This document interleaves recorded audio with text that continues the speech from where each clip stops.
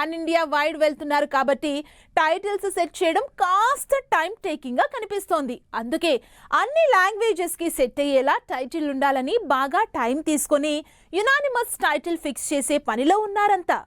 బాలయ్య, మలినేని గోపీచంద్ ఈ power house combination మరోసారి cinema చేస్తోంది. రీసెంట్ గా ఈ పీరియాడిక్ యాక్షన్ డ్రామా షూటింగ్ కూడా మొదలు పెట్టింది. ఈ సినిమాలో బాలయ్య డ్యూయల్ రోల్ అని కూడా తెలుస్తోంది. నయనతార హీరోయిన్ గా చేస్తున్న ఈ సినిమా టైటిల్ కూడా ఇంకా అనౌన్స్ చేయలేదు టీం. పీరియాడిక్ మూవీ కాబట్టి ఏదో ఇంట్రెస్టింగ్ టైటిల్ ఉంటుందని ఎక్స్పెక్ట్ చేస్తున్నారంతా. మరో సీనియర్ హీరో చిరంజీవి కూడా తన అప్కమింగ్ మూవీ టైటిల్స్ ని రివీల్ చేయలేదు. ప్రీ ప్రొడక్షన్ స్టేజ్ లో ఉన్న 2 సినిమాలకు సంబంధించి ఇంకా టైటిల్ వెతికే పనిలోనే ఉన్నారు మేకర్స్. చిరంజీవి శ్రీకాంత్ ఓదెలతో పాటు బాబీతో సినిమాలు అనౌన్స్ చేశారు.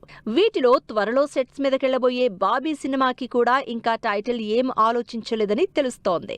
ఇక కూలీలో నెగటివ్ రోల్ చేసి అందరినీ సర్ప్రైజ్ చేసిన నాగార్జున తన 100వ సినిమా తమిళ డైరెక్టర్ కార్తీక్ తో తెరకెక్కిస్తున్నారు.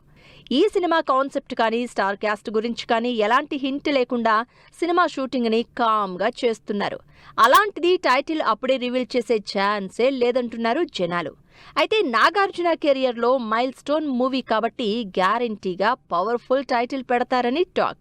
యంగ్ స్టార్లు, సీనియర్ స్టార్లు ఇంకా టైటిల్ అనౌన్స్ చేయలేదు. వీళ్లతో పాటు గోపీచంద్ 33, సంకల్ప్ రెడ్డితో చేస్తున్న సినిమాలకి కూడా టైటిల్స్ ఫిక్స్ చేయలేదు.